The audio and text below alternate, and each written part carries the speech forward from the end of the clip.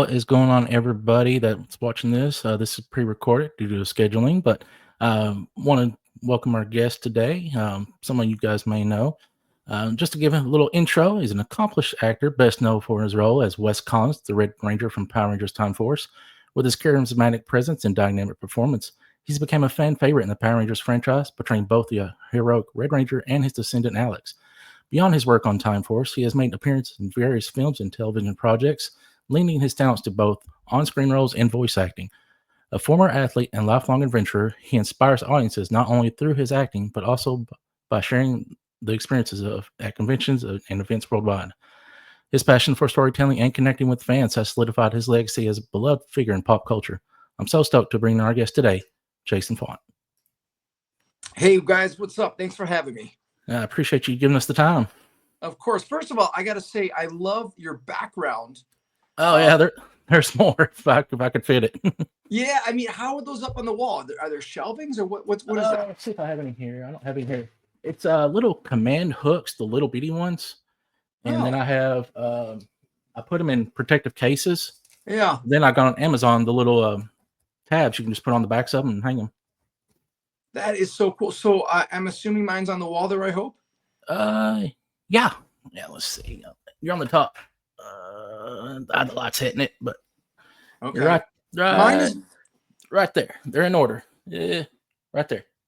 They're in order of what? Seasons? Okay. Seasons. Well, the Red Rangers are. The rest of it's kind of scattered. I actually have more, but the wife won't let me hang them up in here. Oh, well, mine has become not to go off on a tangent, but mine's become rare. I've realized like it was, I was watching on Amazon. I used to buy a bunch to bring to the shows, and then they went from 20 to 30 to 50 to 60 to 80. And I'm like, what's going on here? Like everything's so expensive. And now they're obsolete. I can go on Amazon and buy all these figures, but mine's not even there anymore. So I don't know if it was you or someone said to me, what's it feel like to have the most, hard to find figure? I go, I think that's a good thing. Well, I didn't say that, but it sounds good. Yeah. I wish I said it. Yeah, I mean, it's just one of those things. Like, and there's some out there that they'll go clearance, then all of a sudden everybody wants them. Like Steve Cardence's Blue Zero, his was the same way. Like, you could find them everywhere for cheap, then all of a sudden you couldn't find them, and everybody wanted them, and the prices skyrocketed. No kidding. All right. Well, anyway, I love your background. I appreciate it. I was trying to eyeball yours during the pre-show there. I was trying to figure out what was back there. Looks like I got some Funkos and stuff. Yeah, I got a whole room here in my upstairs my office. So there's the Forever Red posters. Oh, nice. I've got a bunch of my action figures, Resident Evil stuff. But the cool thing is, I mean, we just got not finally, but I have not announced it yet. But yeah, I bought my suit. So I got all the stuff. Yeah, I watched your Instagram live when you did that. Was that one you actually wore? Because I know there was two up for bid, and it is the second one. It's crazy because I haven't. I actually do an unpackaging of it, and my schedule's been so crazy that I got everything. I opened it, and as you can see, it's still here on my office table. The gloves. Oh, you even got the blaster. Yeah, and the helmet's downstairs and the suit's downstairs. So I'm gonna get a mannequin and put it up in the corner over there. But I've yet to announce it. My schedule's so crazy to announce it or show it or do anything. So I spent all this money on it, and it's still kind of hidden. Well, it ain't going nowhere. No, it ain't going nowhere. And somebody just offered me double what I paid for it. So that's kind of fun. I'm not going to do it, but I suppose at some point I could probably be bought, Maybe. Or it could go to your kids. Who knows? Who knows? And they can be bought. Yeah. Well, believe me, that's what's going to happen. It's going to go to my kids, and I'm going to feel all proud. And then 5 days after I pass, they're going to sell it for $80,000. And then I'm going to be like, I could have had that money. You could have buried me in the suit. Come on now.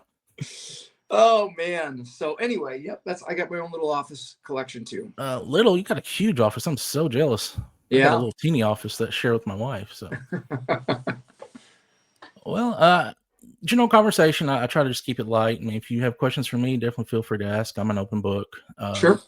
But first thing first, congratulations on baby boy coming. Thank you. We're very excited.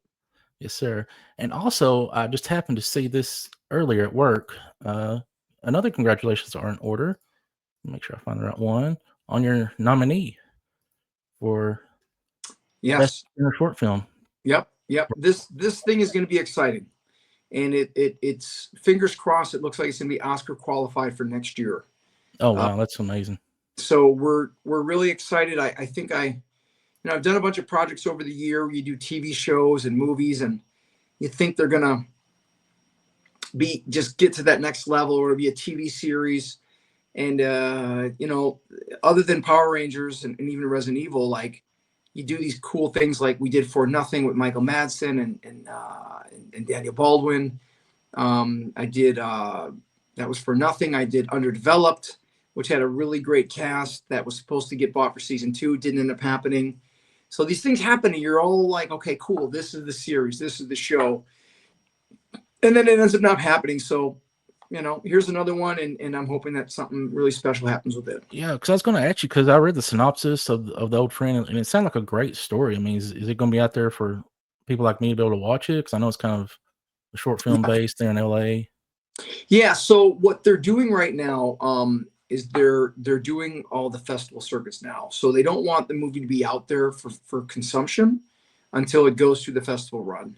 And then at some point, I said to the producer, hey, I don't know how you guys do this. Like, I'm not a producer in it. I don't make money off of it. But I said, is there a way to make this available? I mean, it's a short film, so these things are all funded out of people's pockets. And I said, well, maybe there's a way to make it available where someone can pay $1.99 or something to let the fans see it. And they said, that's a good idea. Maybe we'll do something like that. But they kind of have to keep it hidden as it runs through the circuit leading into the academies. And that's, I guess, how that works. But at some point it'll be out there, and it's an amazing script. It completely blindsides you at what happens. And they got me even more curious because it looked good just from the Instagram posts from both you and the official site for the old friend. Yep. So yeah, it looks really good. I hope we could see it next year. Hopefully, for sure. I'll make sure at some point everybody sees it. So it probably will be later in the year. Gotcha. Well, all right. And I don't know if it's old news now, but of course the LA fire's been going on. Is that anything that's affected you or your family? Thankfully, no. Right. I'm down south a couple of hours, so we've been fine. Oh, okay, great. Of course, I don't live in California, so I don't know the parameters of. You're in Tennessee, right? Yes, sir. Okay, cool. Yeah, I got to meet you the first time when you did a signing in this past August, and drove up 3 hours to Owensboro to see you and Mike again, or see you again and Mike for the first time. So, was that there with Mike? Yeah, in Owensboro. Yeah, that was when after all the flood. Yes. The Helena flooding, there you both ran into all kinds of delays because I was still aftermath of that. So yeah, I remember you telling us about it. I couldn't remember where we first met. So oh, you're good. You meet thousands of people. I don't expect you to remember me. No, I remember Mid Tennessee Geek. So yeah, we do. Good deal. All right, here. Now I see your Chargers shirt that you're wearing there. Football fan. Who you going for the Super Bowl? I don't know. I'm actually contemplating it now. Whoever I decide to bet on, at some point I'll put a bet in for one of the teams. I always try and do a nice big bet at the end of the year to make it fun. I'm a Bears fan for, my whole life. I've been a Bears fan. Right. And then living here in LA, I figured, well, might as well support one of the local teams as kind of a, right. So I bought season tickets to the Chargers. Without them in it, I don't know that I want Kansas City to win again, but if I end up betting on them, then I will. Yeah. I'm only pulling for the Eagles because I believe, and I'm probably wrong, people correct me, A.J. Brown is on the Steelers now. A.J. Brown is on the Eagles. Eagles. That's right, Eagles. And that's who's I was getting my names mixed up because I know the Eagles are in it against the Chiefs. So yeah. Because A.J., he was one of ours here in Tennessee, and they stupidly got rid of him. That's right. Yeah, that's right. He's a very good player. So we'll see what happens. It'll be fun. Oh yeah, for sure. It'll be a good game. I know you're Power Rangers, but people can go everywhere online and see interviews with you doing Power Ranger stuff. Just a little quick thing. I mean, what was kind of your history leading up to Power Rangers? I mean, because you were playing college baseball, I believe, from what I've read, and you kind of switched role things to acting, and just kind of a little backstory if you had the moment. Yeah. So I was a college, you know, I was a three-sport athlete all through high school. Show And, off. ironically, so football, basketball, and baseball. I played all 4 years. And ironically, my best sports was football and basketball. Baseball was probably my third best. And that's what's funny because I was a 2-year high school MVP, all conference, all area. But baseball allowed me the best opportunity to go on and play college ball and get a scholarship and all that good stuff. So went off to play college baseball and a little bit of pro ball after that. And Pro? after pro ball ended, I had found that I wanted to become an actor at some point in high school. And I thought, okay, I'm going to live through this baseball dream. I'm going to take it till its completion. And when they kick me off the field and they say it's time to go, I'm going to move to LA and become an actor.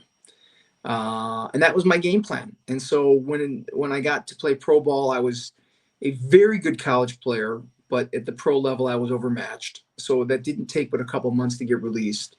And I thought, okay, great. I'm going to pack up my bags with everything I've got and move to LA and learn about this acting thing. And that's kind of how it all started. That's awesome. Just, I guess, a random audition and you just happen to get it for Power Rangers. Yeah, well, you do so many auditions. I mean, Right. there's you go on so many auditions and you fail at almost all of them. Most people never get to a point where they actually can work because it's a craft like anything else. Like you can't just Mm-hmm. go out there and golf. You can't just go out there and draw. You know, you got to learn your craft. You got to learn how to do it and get better at it. And that's what happened with me. It took years to finally happen. And then you start booking apart, and you kind of try and piece them together a bit. And you use the one bookie to hopefully get the other. It's like, oh yeah, he just did this soap opera. So and it just kind of builds. Right. And so that's what happened with Power Rangers. It took years to get to that point. It was actually my third audition for Power Rangers. Oh wow. So So did you audition for previous seasons? I read for Lost Galaxy, didn't get it. Led for Lightspeed Rescue, didn't get it. And by the third season, but 3 years later, they brought me back a third time. And I was like, oh, this Power Rangers keeps bringing me back. I don't know if they feel bad for me or they like me. I wouldn't know what it was. So they brought me back again. And I think what helped me in that audition is, one, Wes is very close to who I am, is a person. That our mannerisms are very similar. But I think because it was a third reading over 3 years, I just thought, I'm not going to get this. So Right. have fun with it, and just have fun with it, and just whatever happens. And you didn't get the first 2 times. I don't know why you're here a third time. So for some reason, I think that mentality really helped me through that. And that's what happened. I just didn't hold back that last time, just went for it. Yeah. That's good. It's kind of similar to what Brendan Mejia said about his audition. He had tried several times before and finally got it. So it's Okay. interesting. I think that's what happens a lot of times. They think, they bring you on and they're like, look at this guy. He looks the part. He knows how to act. But for this particular season, we don't see that look. And that could be your height. That could be your skin color. Like, oh, this guy's, he's too this, he's too that. We want something more of an ethnicity. So a lot of things can factor into those things. So I didn't know that Brennan took a couple years as well. That's what he says on his YouTube channel. Oh, it did? Okay. So you never interviewed him? I have not. You're only my second interview. Okay. Nemo was the first. He was super cool. Nemo, that's good. So yeah, well, you've already talked about the suit a little bit. Hopefully we can see that in the near future when your schedule clears up. Yep. Speaking of suits, you have another suit of interest. Let me pull it up here. The Batman suit. Yeah, buddy. So what was that like putting, that's an iconic suit, no matter who wears it. I mean, here you are, a well-known Power Ranger fan. You got your own hero franchise that you're in, but now you're stepping into a part of this one that's just so well-known as well. Yeah. And you look great, and I ain't gonna lie. You look almost like Michael Keaton from these angles. Yeah. Well, that's the Michael Keaton suit. That's what that was. So it was the actual suit?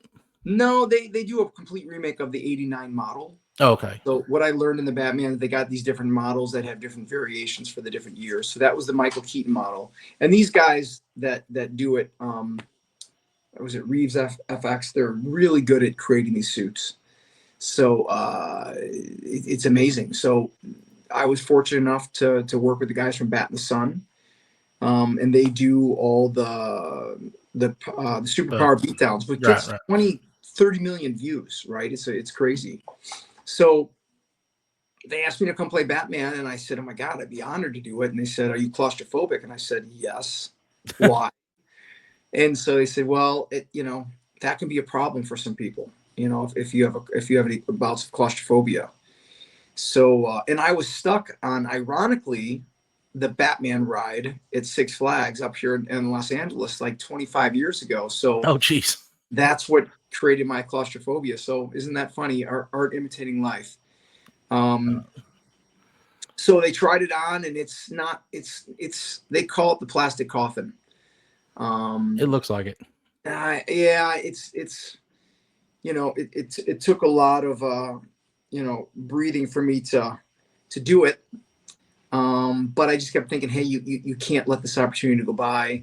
Right. They're there to get you out of the suit right away if you need it. So, we probably start filming this later this year, but we'll see what happens. But it's I'm gonna get through it. And once you put that mask on, it comes on, and then the flap comes over the Batman thing, and then they actually screw it on. Oh, that would freak me out. Yeah, it wasn't Like, fun. get So it off, get it off, get it off. so I anyway, guess we'll see how I do. But so. That was just a test fit. Those pictures that we've been seeing. yeah, they wanted to see how I looked in the suit. They wanted to see my movement in the suit, and which is often they want to see if I can handle it, because there's some Right. people that have really bad claustrophobia that are like for example, if you wanted to do one of those masks, those masks where they put the thing on your face, you breathe out of the Oh straws, yeah. like the Grinch with Jim Carrey. Not for Mm-hmm. all. You could offer me $20 million. I couldn't do it. So Yeah, that'd be scary. It's almost like yeah, dying. yeah. So we'll hopefully I can get through this. I'm sure I can, but we'll see. Right. So I guess it's because did you actually wear? Well, I guess you did actually wear the Red Ranger suit back in the day. Yeah, yeah, and that was fine. I mean, because for me personally, as long as you can take yourself out of it, I'm good. Oh, Right? okay. It's Yeah, when that's someone a like quick something. out. Yeah. Yeah, like the suit, I could just flick the mask and pull the helmet off. With the suit though, or the Batman stuff, it's like you're in there till someone gets you out, and that's a little weird, you know. Right. Yeah. Yeah, I've only, of course, other Batmans talk about it and how weird it is. So I was just more curious about your aspect of it. Yeah, yeah, it's a problem. It's a problem. So we talked earlier about your short film, An Old Friend, and that's with legendary actor himself, Tom Skerritt. If I'm saying his name right, what was that like working with him? I didn't get a chance to work with him much. The way that they did everything, they kind of had to get us up there, and so it was fun to work with him. Ironically, for purposes of the scene, I was only with him the one day. So we didn't get a chance to really hang out or talk or chat or hear stories, which is always kind of the fun when you're meeting someone that's had so much history. So I didn't get a chance to talk with him much. And in the scenes, can I say this? I think I can say this. Yeah. In the scenes, he's in the process of dying. Right. We kind That, of feel that through the okay, good. trailer. Okay, good. Okay, so, and as a result of that, this scene, he's kind of already gone. Right. So we even in the scenes, you don't get a chance because his character's already kind of getting to the point where Ascending. yeah. So it's not like you were engaging in these big scenes. So it was cool to work with him. But I didn't get as much time to spend with him as I would have liked. So yeah. Gotcha. I mean, with a short film, I mean, I guess there is just limited time. Yep. Yeah. But these guys are great. That short won a lot of awards up there. I want to say the Seattle, one of the writing contests up there. And the script is so well done. They immediately said, "Hey, we want to fund this thing. We want to make this a short." And so to have it in the Oscar space is going to be amazing, and we'll see what happens. Right. That's just one. That's one of those ones can't wait for it to come out. That's why I asked you. So yeah, and I'm also waiting for Nakia's movie, Back to Bridgewood, I think is the name yeah, of it. Aren't you in a role in that? yeah. I got a little cameo in there. We had a lot of fun doing that. Is that not available for the public to see? Not that I know of, but I've been Oh, mistaken before, so I could okay. be wrong. Maybe it's because they're doing the same thing. You run through the festivals first, and then you make it available. Gotcha. Is that? I mean, the festival part. I mean, that's not my world. Is that just to kind of build hype for the movie when it does go to global release, or? Yeah, I think what it does is that if you go the festival route and you submit to a bunch of festivals, and then you build up a resume. So this movie won best actor or best screenplay or best this at this film festival, and then it won at this one. So then eventually you can get like 15, 20 accolades or awards when it's time to go to the Oscars or time to get distribution or time to sell it. You have the ability to say, like, look at all these trophies we have behind us. Right. I think that's the game plan of that, is to be able to just kind of build up awards so people will go, "Oh, you won this award in France, you won this award in Tennessee, you won this award at Missouri, and let's take a peek, because obviously someone thinks your project is good." So right. Maybe like streaming platforms or something catches their eye. I guess I don't know what you do with a short. That's new to me as well. But Gotcha. we'll see what happens once they get to that point. I got you. Alrighty. Well, we kind of busted through a lot of my questions here that I kind of pre-done here. Sure. Just trying to think real quick if I had anything else. I mean, you started doing ADR work a little bit as well. Are you the one that's the Toothbrush Brigade? Are you involved with that? I believe. Yeah, we're producing a new cartoon called Brush Brigade. Brush Brigade. That centers around the journey of the Tooth Fairy's daughter. Okay. We're hoping that pilot is completed here in the next couple weeks. I say hopefully in the next 3 to 4 weeks. And we're gonna get a book out. We're trying to get the pilot out, trying to get distribution. So we're excited to see where this thing goes. But it does star a couple of your favorite Power Rangers: Azim Rizek, Catherine Sutherland's in it, and Brimstone. I don't know if you know Brimstone. He's a wrestler. Oh, okay. I'm not a wrestling fan. So. Yeah, but we've got some great people in it, and we're excited to see what this thing does. Gotcha. All right. Now I know our time's kind of running down, but I did want to put a memory back from you from last year.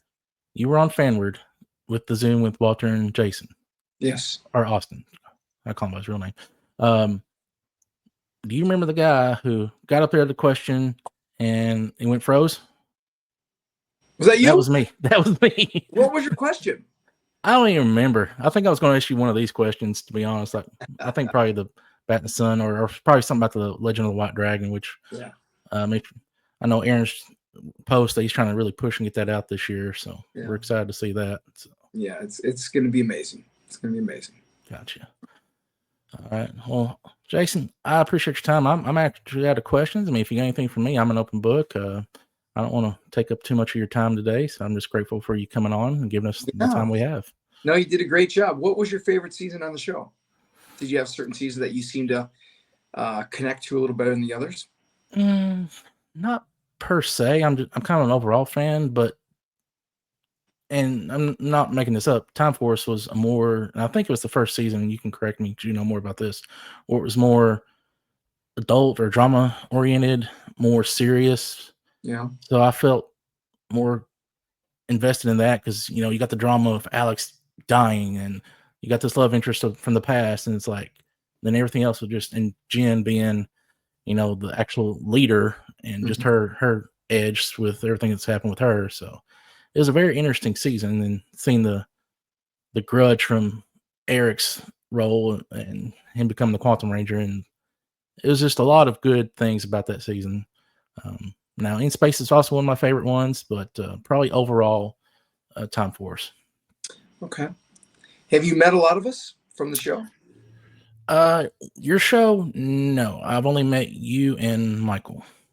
Okay. Okay. So, well, I think we'll all be out there in June. I know Aaron's supposed to come in Ranger Stop. Yeah, I'll be there too. Yeah, you'll be there, and looking forward to meeting her. My daughter is the biggest Pink Ranger fan there is. She's only 4, but she is obsessed with Pink Rangers or Time Force Pink Ranger. Pink Rangers, like okay. all the Pink Rangers, like yeah. I can send this video later from my personal account. My daughter was watching. I guess she had to be 3. Well, maybe she was 4 at the time. She was watching Dino Fury, or I'm sorry, not Dino Fury, Cosmic Fury. And when Amelia became the Red Ranger, she's like, "Don't be red! No, don't be red! Be pink!" You stay strong. You stay pink. How funny! That's so cute. How many kids do you have? Just the one. She's about to turn 5 here in about next month. So, but she's a pistol. That's a great age That's a great age. You're their hero, and it's a fun age to be at. So make sure you catch all those times, because they get a little bit older, and for some crazy reason, that changes a bit. So enjoy those times right now. Oh yeah, that's what I'm trying to do. And she became Power Ranger fan just watching me watching it, and became her own fan. So like, I was able to take her to the Ranger Stop. It was my first time. Took her and met all the Dino Fury cast that was there, and of course Catherine. They've made like 3 times in last year, so there's like this now. So I don't understand it. That is awesome. But yeah, it's been really cool. It's and you know what I'm talking about. It's a dad thing. Like I'm the fan originally, but when your kid's sitting there hugging, these Power Rangers or these castmates, and they're just embracing her, and it's like, wow, there's nothing better. Yeah. Yeah, it's pretty cool. So, well, and I'm excited that you have this with her, that you guys can go out and meet these Rangers, and you grew up with this when you were younger, and now you have a daughter, and she's meeting these people that you looked at when you were young, and now she's looking at the same. So it's cool that you guys have this bond together, and I just hope Power Rangers continues to go, because it's 30 years and there's no reason it should stop. Right. I know our time's running out here. It did jar my memory for one more quick question. With Hasbro kind of on a hiatus, where would you like to see Power Rangers go? I think I want to see it go in the avenue of kind of how Once and Always was. I think that they could, and I've talked to Power Rangers before about maturing the stuff, but I think the formula that would work for Rangers would be successful if you bring back previous Rangers, Legacy Rangers, either as a mentor or some form of being a part of the new cast. Right. So having that presence of a previous Ranger. The crossover episodes are big. Always huge. The continuing to do the maybe once a season, Forever Pink, Forever Red, kind of do stuff like that. They got to keep doing that stuff. And then I think to mature the storylines. I think Once and Always did a good job. I mean, people can die. Yeah. Things can be serious, but then you can have the same monster. So I think maturing it up a bit, involving more Legacy Rangers, and I think that's what the fans like. Oh yeah, especially my generation. So younger ones, they could always have the animated version for the kids to be attracted to. Yeah. All right. Well, Jason, I won't take up any more of your time, sir. I appreciate what you're giving us. Anything, I'm going to put you on the platform, kind of promote anything you got going on. Yeah. So, first of all, Instagram is at Jason Faunt. That is the one that I'm on the most. That is the one that I see. I get a lot of messages. So the people that subscribe are the ones that I can talk directly to, just because I don't have the time to do that, because I do run my own page. So at Jason Faunt is my Instagram. That's where I'll make all my announcements of appearances and new projects coming out. I'll be coming up Valentine's Day weekend. I'll be in the northern Florida, Georgia area. I think it's Triton, Georgia, Jacksonville, Florida. I'll have a 3-store comic book tour in that area Valentine's Day weekend. And then February 23rd, myself and Michael Keaton will be in Charleston, South Carolina at the Charleston Comic-Con. So we're excited to get back out to Charleston. And then, keep a lookout for Legend of White Dragon coming out later this year. Brush Brigade coming out later this year. Hopefully at some point, An Old Friend. I'll be able to show that and share that with you guys after they go to the festival circuit. And then Seductress from Hell, which is a psychological horror movie that I was in. So that's that's also running the circuit as well. So some cool stuff coming out, and I'm sure more stuff on the way as well. Perfect. Yeah, I totally forgot to mention the Seductress of Hell because you were promoting that at your store signing. Sure. Yeah. And I forgot to put the little tagger. I always do that. With all your info at the bottom here. It's been streaming while you're talking for the last minute or so. So that's cool. Well, guys, thank you so much. I appreciate your time. Continued success on your show, buddy. I'll see you, I'm sure, when I get back out to that to the Tennessee area. And if not Ranger Stop, I plan on going. So Ranger Stop. Yeah, get the Ranger Stop. That's their last one. You got to get to that one. Oh, for sure. Well, Jason, thank you so much for your time, sir, and we wish you the best for you. All right, buddy. Take care, man. Take care. You bet. Bye-bye. All right, guys, that was Mr. Jason Faunt, Red Time Force Ranger himself.